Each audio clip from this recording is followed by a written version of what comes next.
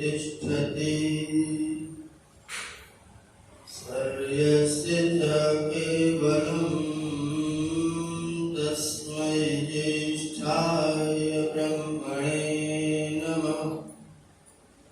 यस्य भूमि प्रमान्तरिक्षं तुदरम् दिवं यश्चक्रे मूर्धनम् तस्मै ज्येष्ठाय ब्रह्मणे नमः। यस्य कारुण्यलेशेन सर्वं सर्वत्र सिद्ध्यति संकल्पितं विदाभीष्टं तं वन्दे जगदीश्वरं तं वन्दे परमेश्वरम्।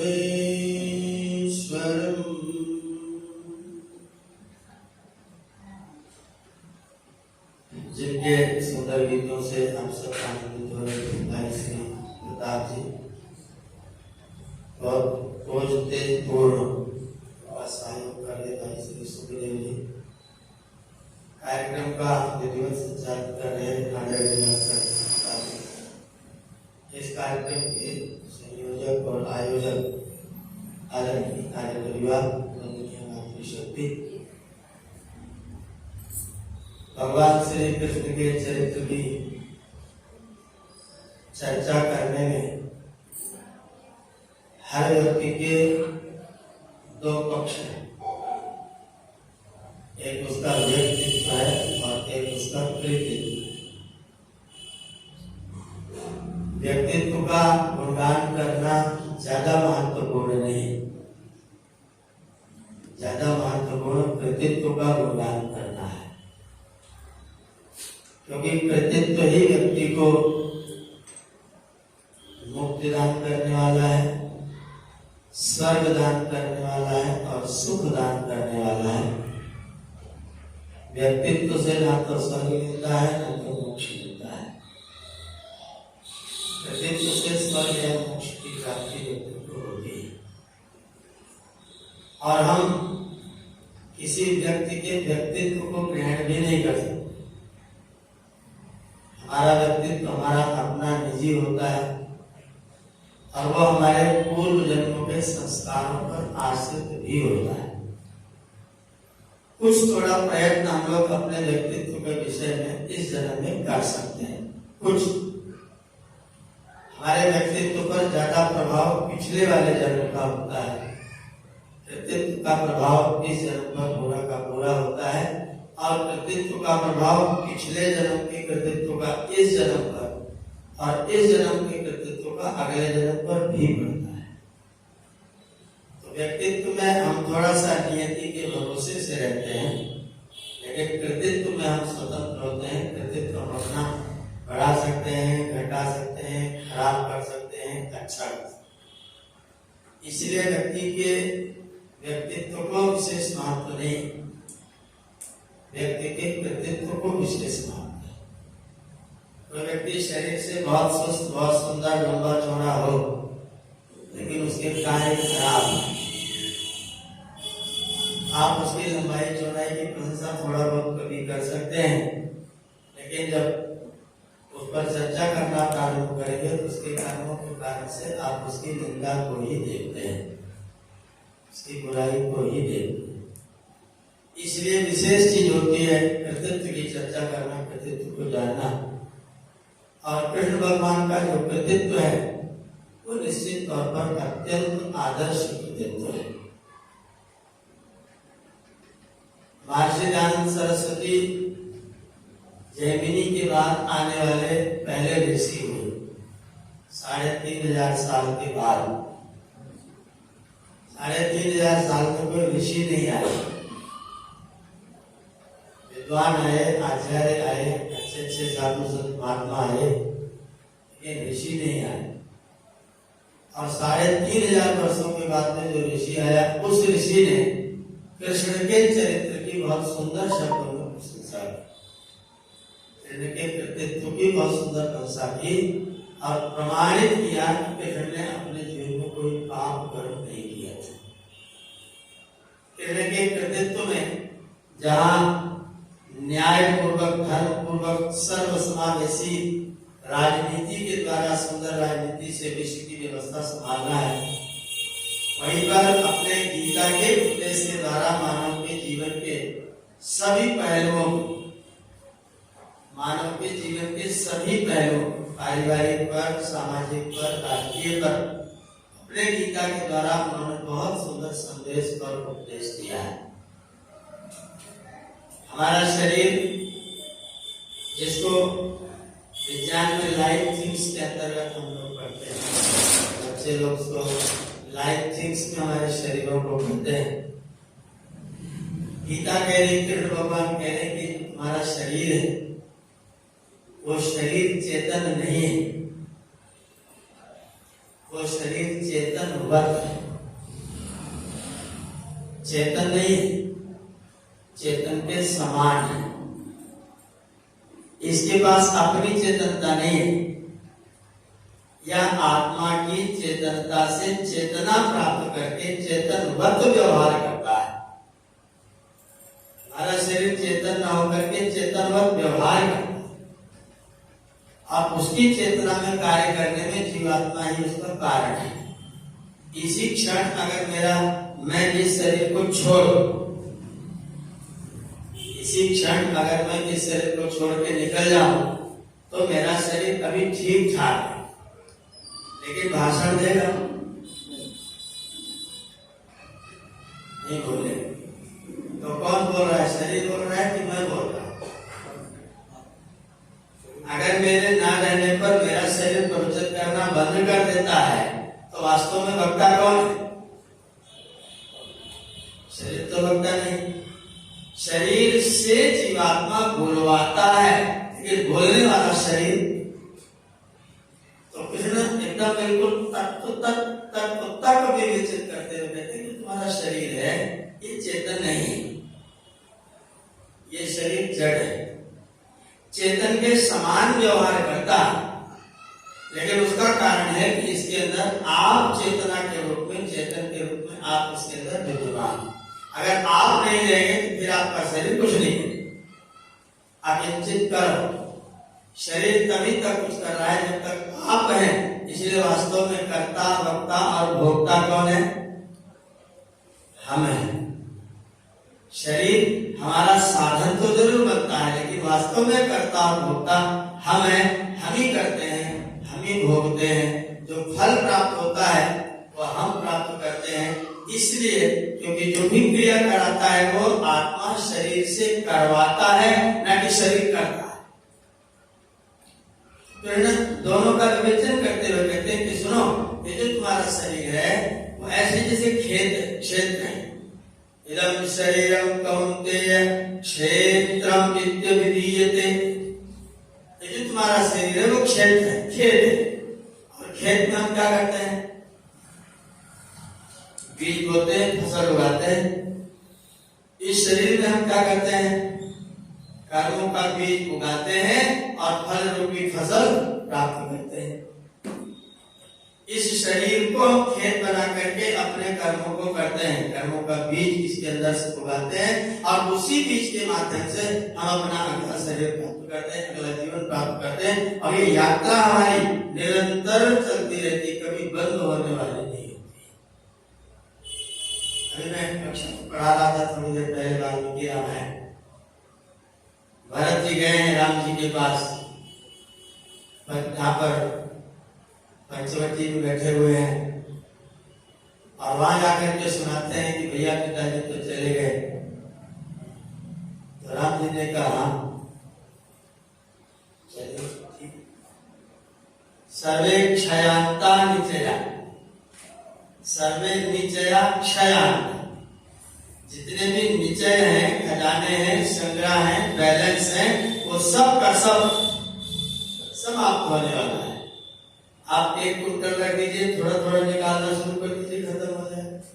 एक टन रख दीजिए, थोड़ा थोड़ा निकालिए, खत्म हो जाएगा। सैकड़ों टन रख दीजिए, थोड़ा थोड़ा निकालिए, खत्म हो जाएगा। और चाहे जितना बटोर लीजिए, एक न एक दिन तो आपके हाथ से निकल जाएगा। सर्वे क्षयांता निचया पतनांता समुच्चया, और जितनी भी उन्नतियां हैं वो सब एक न एक दिन पतन होने वाली है, गिरने वाली है। संयोगा विप्रयोगांता, और जो संयोग है, जो मिलन है, वो एक न एक दिन अलग हो जाने वाला है। और मरणांतम च जीवितम, जो जीवन है वो भी एक दिन मरने वाला है। ये तो स्वाभाविक सी बात है, ये तो स्वाभाविक बात है कि इसको एक दिन नष्ट होना है, नष्ट होना है। जिस क्षेत्र में रह करके आप जितने तरीके के बीज बोते हैं वही गणनीय है, वही गिरने के लायक है, वही जानने के लायक है। बाकी जो शरीर का ये टेस्टी करा के आ रहे, तो उसने कहा कि मिट्टी कहाँ रखी, जो डोम होता है घाट पर काम करता है, बोला मिट्टी कहाँ। हम गाड़ी लेके थोड़ा पहले पहुंच गए, वो लोग बाद में आने वाले। हमने कहा लकड़ी उकड़ी लगवाओ, बोले मिट्टी कहाँ। हमने कहा मिट्टी तेरे पैर के नीचे। बोला तुम किस लिए आए हो। हमने कहा हम टेस्टी संस्कार करें। बोले तो वही पूछ रहा हूँ मिट्टी कहाँ है। टेस्टी संस्कार करें, मिट्टी क्या बोले आए सामग्री लकड़ी पूछते, मिट्टी क्यों पूछता है। आप कहाँ से आए। मैंने कहा नहीं से आए, भोजपुर से आए। बोला आप नहीं जानते मिट्टी किसको कहते हैं। मैं जानता हूँ मिट्टी किसको कहते हैं। कहाँ मिट्टी नदी की है, मिट्टी मिट्टी बस इससे कुछ जाने लगा। बोला मिट्टी तुम्हारे जाता है, सब मिट्टी कहते हैं। जो शरीर आपके सामने व्याख्यान दे रहा है, अगर इसमें से मैं निकल जाऊं तो आप इसे क्या पुकारेंगे, मिट्टी। तो मैं इसमें हूं तब तक ये महत्वपूर्ण है, और मैं जो इसके द्वारा करता कराता हूं वो महत्वपूर्ण है। आपका व्यक्तित्व कैसा है बहुत बहुत थोड़ा सा प्रभाव करेगा, लेकिन आपका कृतित्व कैसा है और जन्म जन्मांतर तक प्रभाव करेगा। फिर अर्जुन को युद्ध की भूमि में खड़े, ये उपदेश मंच पर बैठ करके जनता विचार करके नहीं हो रहा था, ये तो युद्ध भूमि में हो रहा था। और युद्ध भूमि में जैसे ही कर्ण अर्जुन युद्ध के बीच में से हटते, तैसे ही वहां मिट्टी पर मिट्टी लोग बिछाने वाले थे। जो लोग लड़ने के लिए आए थे शरीर लेकर के, वे लोग यहां से लड़ने के लिए आए थे। शरीर तो गाड़ी बना के लेके आए थे लड़ाने के लिए, शरीर को लड़ाने के लिए लाए थे, अपने लड़ने के लिए लाए थे। मैं आया हूं लड़ने और शरीर को लाया हूं साधन बना करके लड़ाने के लिए। फिर भगवान कह रहे हैं अर्जुन, अगर ये मिट्टी ठीक काम न करे तो फिर इसकी सुरक्षा करने की कोई जरूरत। अर्जुन कह रहा था इनको मारूं कि न मारूं, भीष्म पितामह पर बाण चलाऊं कि न चलाऊं, गुरु पर बाण चलाऊं कि न चलाऊं, अपने गुरुजनों को कैसे मारूं, प्रश्न कर रहा था। और यहाँ तक कह रहा था कि अगर धृतराष्ट्र के पुत्र अशस्त्रम शस्त्र पाया, अपने हाथों में शस्त्र लेकर के मुझे अशस्त्र को हत्या कर दे तो भी मैं इनके ऊपर बाण नहीं चलाऊं। और फिर बाबा के बाण किसके ऊपर चलाएगा, पहले ये सोच, मारेगा किसको, शरीर को मारेगा कि आत्मा को मारेगा। आत्मा को मार नहीं सकता और शरीर जी नहीं सकता। शरीर जड़ है, शरीर नष्ट होने वाला है। आत्मा को तू मार नहीं सकता, फिर मारेगा किसको, किसको मार रहा है। भगवान बड़ा गंभीर दर्शन समझा है। ये जो तुम्हारा शरीर है ना, ये करने पर निर्भर करता है। अगर इसे तुमने उत्तम किया हुआ है, ये उपयोगी चीज है। अगर तुमने इसे उत्तम नहीं किया है तो फिर इसको कोई तो फांसी दे देगा, ये तो नष्ट हो जाएगा। अगर तुमने इसके द्वारा उत्तम कर्म नहीं किया तो इस शरीर का 2 कौड़ी का कोई मूल्य नहीं है। अगर तुमने शरीर से ठीक काम किया है तो इस शरीर का बहुत मूल्य है, बहुमूल्य शरीर है। ऐसा ढांचा परमात्मा ने बना के दिया है जो परमेश्वर परमेश्वर की सर्वश्रेष्ठ रचना है, सर्वश्रेष्ठ कृति है। लेकिन कृति करने के कारण ही श्रेष्ठ कृति है। अगर कृति ठीक नहीं है तो फिर इस कृति का कुछ भी महत्व नहीं है। फिर समझा रहे, जो बाहर वाला ढांचा है, हमारा जो शरीर है वो वास्तव में अचेतन है, चेतन नहीं है, जड़ है। क्षितिजल मात्रा स्पर्शा सुगम तेय शीतोष्ण सुख दुःखदाः, शब्द, स्पर्श, रूप, रस और गंध, ये 5 सूक्ष्म तत्व हैं। इन सूक्ष्म तत्वों से एक एक स्थूल तत्व बना। गंध से पृथ्वी बना, रस से जल बना, रूप से अग्नि बना, स्पर्श से वायु बना और शब्द से आकाश। ये 5 सूक्ष्म में से ये 5 स्थूल निकल करके आए हैं। इन स्थूलों को जोड़ गांठ करके जैसी जैसी जहां जहां आवश्यकता थी वैसा वैसा परमात्मा ने तुम्हारा ये ढांचा शुरू किया है। ये स्थूल तत्व जो है वो चेतन अचेतन है। इसके अंदर एक और तत्व है, उसको हम लोग अंतःकरण तत्व बोलते हैं। जो बाहर वाला ढांचा है इसके अंदर एक अंतःकरण नाम का तत्व और है। अगर वो अंतःकरण ठीक ना हो तो तुम्हारा बाहर वाला तत्व कुछ भी काम नहीं करे। मेरा शरीर काम तब करता है जब उसको अंतःकरण प्रेरित करता है। यहाँ से संदेश मिलते हैं तो मेरा हाथ उठता है, और वो संदेश जितना मिलता है उतना ही उठता है। छोटी वस्तु को उठाने के लिए यहाँ से छोटा संदेश उठता है, बच्चे को लाड प्यार करने के लिए दूसरा संदेश उठता है, और मारने के लिए, दंडित करने के लिए दूसरा संदेश उठता है। किस व्यक्ति के लिए कैसी वाणी का प्रयोग करना है वो यहाँ से होता है। इस बिचारी का कोई दोष नहीं, ये बिचारी का कोई दोष नहीं, दोष यहाँ से आता है। ये जब खराब होता है, जब अपसेट होता है तो ये तो यंत्र है, इसे चाटनी भी निकालो, इसी से आशीर्वाद निकालो, इसी से गाली निकालो। अगर आपका मस्तिष्क ठीक है, अगर आपका अंतःकरण ठीक है तो बाह्यकरण आपका बिल्कुल ठीक कार्य करता है। अगर अंतःकरण बिगड़ जाता है तो फिर बाह्यकरण कुछ भी ठीक कार्य नहीं करता है। इसलिए हे अर्जुन, संभालने की आवश्यकता है अपने अंतःकरण। तुम्हारा जो अंतःकरण है ये संभालने के लायक है, तुम अपने इस अंतःकरण को ठीक करो। अगर तुम इस अंतःकरण को ठीक करोगे, इसको सुधारोगे, तो तुम्हारा अन्य सारी क्रियाएं ठीक होगी। ईश्वरदास सरस्वती ने लिखा कि परमात्मा सर्वथा सबको सर्वत्र प्राप्त है, किंतु सदोष अंतःकरण में उसकी प्रतीति। अगर अंतःकरण दोष युक्त है तो फिर तुम कुछ भी प्रतीत नहीं कर सकते, कुछ भी अनुभूत नहीं कर सकते। अगर तुम कुछ अनुभूति करते हो तो उसका मूल कारण है तुम्हारा अंतःकरण कैसा है, आपका मन कैसा है, आपका चित्त कैसा है, आपका अहंकार कैसा है, आपकी बुद्धि कैसी है। अगर मन, बुद्धि, चित्त, अहंकार, ये अंतःकरण चतुष्टय आपका बिल्कुल ठीक है तो फिर तुम्हारा शरीर बिल्कुल ठीक काम करेगा। अगर अंतःकरण चतुष्टय ठीक नहीं है तो फिर शरीर कुछ भी काम ठीक करने वाला। समझा रहे हैं, ये शरीर बाहर, उसके अंदर एक शरीर अंतःकरण, उसके भी 4 भाग है, वो चतुष्टय।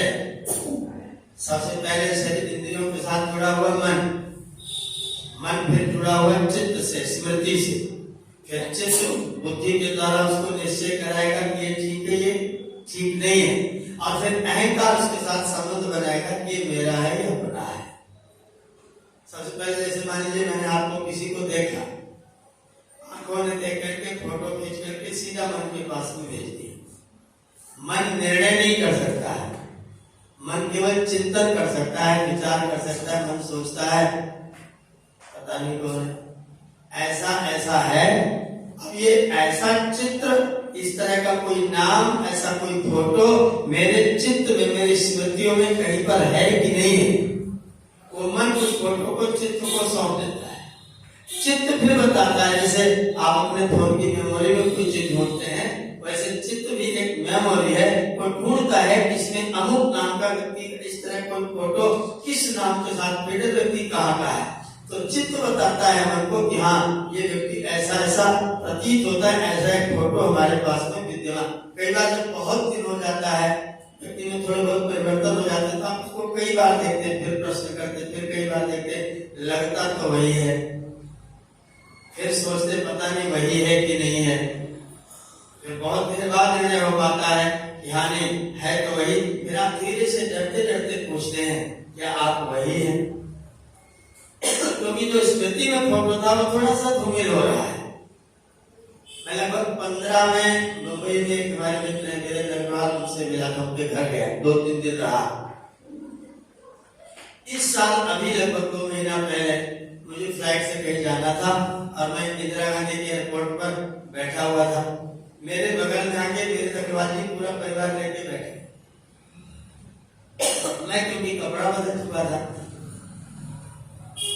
मैं कपड़ा बदल मैं ही बैठा हूँ और वो मेरे बगल में बैठे हैं। मैं उनको देखता हूँ, मुझे सोचता है कि देखा हुआ प्रतीत होता है। मैं गया हाथ में देखा हुआ, फिर झटक दिया, फिर मुझे कहीं देखा हुआ प्रतीत होता है। फिर उन्होंने मुझे, दोनों के बराबर बार बार नजर मिल रही है। थोड़ी देर बाद वो कहते हैं कि आप शिवदत्त पांडे हैं क्या? तो मैंने कहा आप वीरेंद्र अग्रवाल हैं क्या? बोले अरे हम यहाँ आधे घंटे से बैठे हैं, तब से सोच रहे हैं कि व्यक्ति को तो परिचित सवाल पड़ता है। 7-8 साल मात्र समय व्यतीत हुआ। कपड़े रंगने का हमको थोड़ा सा भ्रम हुआ, ठंड का मौसम था, कपड़ा रंगा था, टोपी लगी थी और मैं अपने मोबाइल में व्यस्त था, वो अपने मोबाइल में व्यस्त थे और अपनी स्मृति को हम लोग खंगाल रहे थे। और खंगाते खंगाते बात पता चले कि हम लोग तो बहुत अच्छे परिचित लोग हैं। तो आपकी स्मृति में जो चित्र धूमिल हो जाता है वहां उसको आप बार बार चेक करते हैं और फिर निकालते हैं हाँ आप तो यही हैं। जब दोनों टैकल करने लग जाते हैं तो फिर बुद्धि निर्णय देता है कि हाँ ये व्यक्ति यही है। और जब बुद्धि निश्चय का निर्णय दे देती है उसके बाद में अहंकार नाम का चौथा तत्व आता है। वो फिर आपके साथ में संबंध जोड़ता है, ये मुझसे बड़े हैं, ये छोटे हैं, मैं इनको नमस्कार करूं, ये मुझको नमस्कार करें। और फिर अहंकार बताता नहीं ये मुझसे बड़े हैं, मुझे इनको नमस्कार करना चाहिए। और ये प्रक्रिया इतनी तेज होती है आप कल्पना करते समय आपको लगता है कि ये गलत तो नहीं है, क्योंकि मन की गति संसार की गतियों में, संसार में सबसे तेज गति प्रकाश की मानी जाती है, लेकिन वास्तव में सबसे तेज गति किसकी है? यज्ञागतो दुर्मुदयित देवं तत्व सुप्तस्य तथैव। जो जगता हुआ मन जाता है वही मन सोता हुआ उसे भी ले जाता है। दूरंगमम, बड़ी दूर दूर तक की यात्रा करता है। मैं वाणी से बोलने में लेट हो रहा हूँ, आप अपने घर पर क्लिनिक पर बैठे हो सकते हैं, मैं बोलने में पीछे जो आप वहां पहुंच चुके हो। तो मन की गति जो है वो संसार की सबसे तीव्र गति, सबसे तेज गति है। और मन बुद्धि चित्त अहंकार चारों तत्व मिलकर के किसी वस्तु का बहुत तेजी से निर्णय करते हैं। इसलिए आप फटाफट निश्चय करके और विद इन सेकेंड हाथ जोड़ के खड़े हो जाते हैं, भैया आपको मैं नमस्ते करता हूँ, आपका बहुत बहुत धन्यवाद, आप वही है ना यहाँ से आए हैं? बोले हाँ मैं वही हूँ, मैं यहाँ से आया। तो पहले मेरा शरीर, फिर मेरा अंतःकरण, फिर उसके बाद में मैं, फिर मैं आत्मा हूं। हम जो संसार में व्यवहार करते हैं उस सांसारिक व्यवहार में हम प्रायः शरीर के साथ में मैं का व्यवहार करते हैं। आत्मा को और अंतःकरण को और शरीर को, तीनों को अलग अलग नहीं देखते हैं। दर्शन हमारा कहता है, कृष्ण भगवान अर्जुन से कहते हैं कि इन तीनों को एक करके मिश्रित करके मत देखो। व्यामिश्रेण वाक्येन बुद्धिं मोहे शिव में, ये व्यामिश्र मत करो, तीनों को अलग अलग। मैं भोजन नहीं करता, मैं भोजन कराता हूं। मैं कपड़े नहीं पहनता, मैं कपड़े पहनाता हूं। मेरा शरीर कपड़े पहनता है लेकिन अपने आप पहन नहीं सकता, मैं पहनवाता हूं तो पहनता है, न पहना हूं तो नंगा घूमता रह सकता है। मैं कर्म करता हूं, मैं अपने शरीर से कर्म करवाता हूं, और जब तक मैं शरीर बन करके कर्म करता हूं तब तक शरीर के सारे कर्मों का बोझा मैं लेकर के ढोता रहता हूं। और जब मैं अपने आप को शरीर से अलग करके कर्म करता हूं तो मैं शरीर का बोझा अपने साथ नहीं ढोता हूं और फिर मैं निष्काम हो जाता हूं। मैं मन और शरीर को अपने से अलग कर लेता हूँ, फिर जो काम करता हूँ फिर मैं निष्काम कहलाता हूँ, फिर मैं सकाम नहीं होता। मैं कर्म कर रहा हूँ तो मैं कर्म करवा रहा हूँ। अगर मैं कर्म कर रहा हूँ तो मैं जिम्मेदार। अगर मैं कर्म करवा रहा हूँ और जिससे करवा रहा हूँ उससे मैं अलग हूँ। तो अगर मन कोई कार्य करेगा तो आप उससे उसमें आप इन्वॉल्व नहीं है, आप उसमें जुड़े हुए नहीं, आप उसमें संयुक्त नहीं है। इसलिए मन अपना काम करे तो अपना काम करे।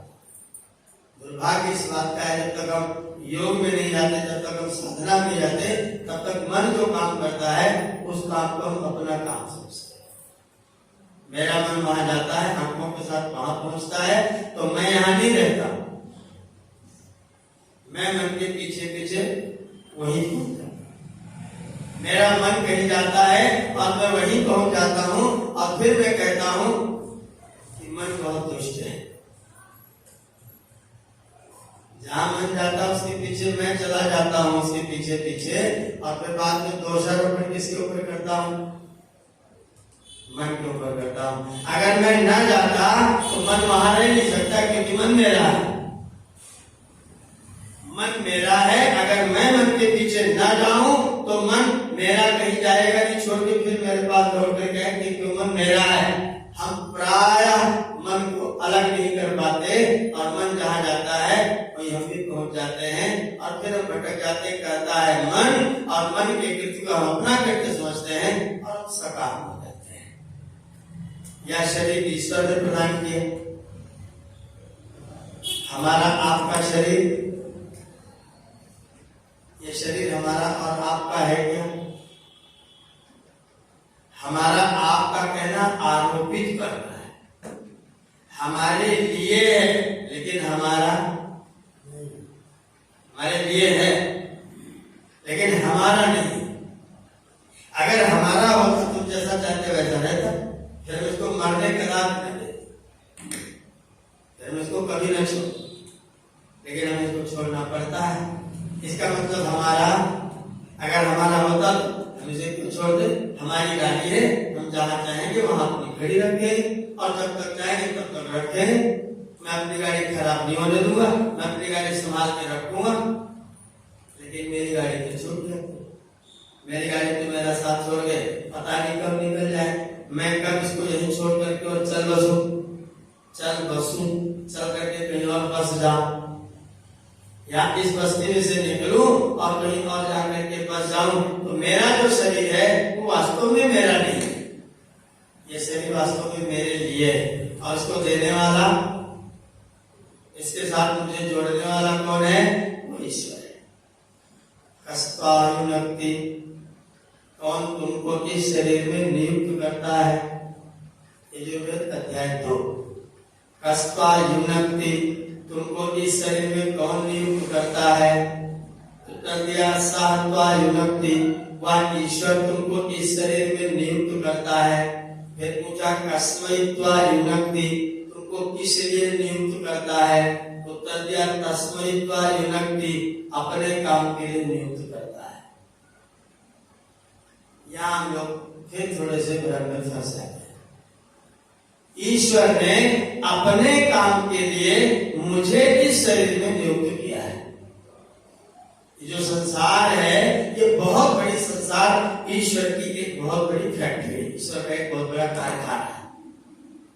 इस कारखाने में ईश्वर ने आपको नियुक्त किया है और आपको नियुक्त करते समय आपको ये साधन प्रदान किया है कि इसके द्वारा मेरे कारखाने में जाकर के काम करो। अब आप जब ईश्वर के कारखाने में काम करने आते हैं तो अपना काम करते हैं, ईश्वर का काम करते हैं। यहां हम गड़बड़ी करना शुरू कर देते हैं। यहां हम ईश्वर का काम करना बंद कर देते हैं और अपना काम करना, ईश्वर का काम नहीं करते। ईश्वर का काम क्या है? ईश्वर का काम है संसार को सुंदर बनाना। ईश्वर का काम है संसार को नियम से चलाना। ईश्वर का काम है संसार में सबके कल्याण की व्यवस्था करना। ईश्वर का काम है सबको सुख पहुंचाना। हम क्या करते हैं? हम सबको सुख पहुंचाते, सबको दुख पहुंचाते, हम प्रयत्न करके सबको दुख पहुंचाते और सबका सुख छीन करके अपने को सुखी करने की चेष्टा करते। दूसरा सुखी हो जाए तो हमको कष्ट हो जाता है, दूसरा दुखी हो जाए तो हमको आनंद आ जाता है। कोई परेशान हो जाए, कोई कष्ट में पड़ जाए, संकट आ जाए तो बड़े प्रसन्न होते हैं, और किसी को सुख मिल जाए तो बड़ी जलन होती है, बड़ी ईर्ष्या होती है। ये ईश्वर का काम नहीं है। ईश्वर ने हमको आपको नियुक्त किया है ईश्वरीय कार्यों को करने के लिए। ईश्वर ने कहा संसार को बिगाड़ो मत, संसार को सुंदर बना के रखो और संसार में निवासी बन करके मत रहो। संसार के निवासी मत बनो, संसार के प्रवासी बनो, संसार के आवासी बनो। संसार में निवासी बनोगे तो फंस जाओगे। संसार में आवास करो, संसार में प्रवास करो और संसार में निवास करने की कोई जरूरत। निवास कहाँ करना? निवास ईश्वर की शरण में, ईश्वर की आज्ञा में ही करना। अगर मनुष्य गीता के इस रास्ते पर चलने लग जाए, वेद के इस रास्ते पर चलने लग जाए कि जो भी काम करूंगा उसका एकमात्र उद्देश्य होगा किसी को सुख पहुंचाए, एकमात्र काम करूंगा किसी को सुख पहुंचाए, किसी को दुख पहुंचाने का कोई कार्य है तो वाणी से सुख पहुंचाऊंगा, हाथ से सुख पहुंचाऊंगा, पैरों से सुख पहुंचाऊंगा, जैसे भी संभव होगा मैं दूसरों को सुख पहुंचाने की चेष्टा करूंगा। और इसलिए नहीं करूंगा कि मैं उनके ऊपर एहसान करूं, मैं आपके साथ सद व्यवहार करूंगा इसलिए नहीं कि मैं सद व्यवहार आपके लिए कर रहा हूं, आपके ऊपर कृपा कर रहा हूं, नहीं, मैं सद व्यवहार इसलिए कर रहा हूं क्योंकि मेरे प्रभु ने मुझको ऐसा ही करने के लिए कहा है। किसी राजा ने किसी सैनिक को सीमा पर नियुक्त कर दिया। राजा ने सैनिक को सीमा पर नियुक्त किया और बोले सीमा में अतिक्रमण करने वाले को बिना पूछे गोली मार दे। सीमा का जो अतिक्रमण करे उसे बिना पूछे गोली मार दे। सैनिक वहां नियुक्त है और राजा की आज्ञा है कि कोई बाहरी व्यक्ति प्रवेश करे तो गोली चला देना।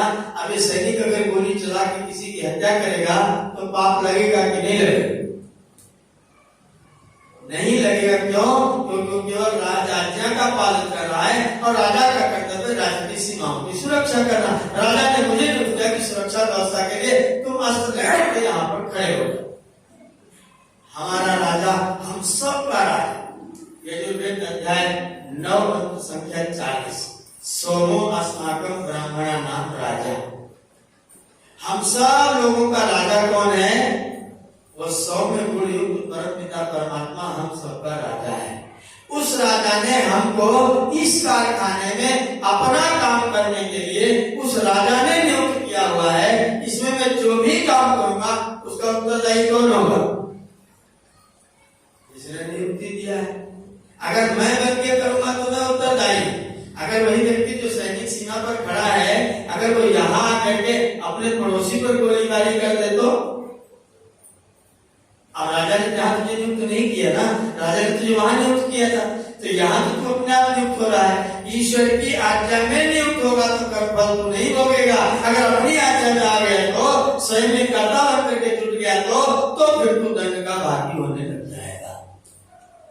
जीवात्मा क्यों कष्ट का भागी होता है? क्यों दुख का भागी होता है? क्यों बंधन में आता है? इसलिए क्योंकि वो आया था ईश्वर की आज्ञा का पालन करने के लिए, लेकिन ईश्वर की आज्ञा का पालन ईश्वर को याद भी नहीं करेगा, ईश्वर का स्मरण भी नहीं करता। कभी संकट में आए तो भले ईश्वर को पुकारे, अगर सुख में हो जाए तो हम गरीब होते हैं, निर्धन होते हैं, तुम्हारे पास बहुत समय होता है। हम ईश्वर की उपासना में कुछ न कुछ कहीं न कहीं किसी न किसी रूप में ईश्वर की भक्ति करते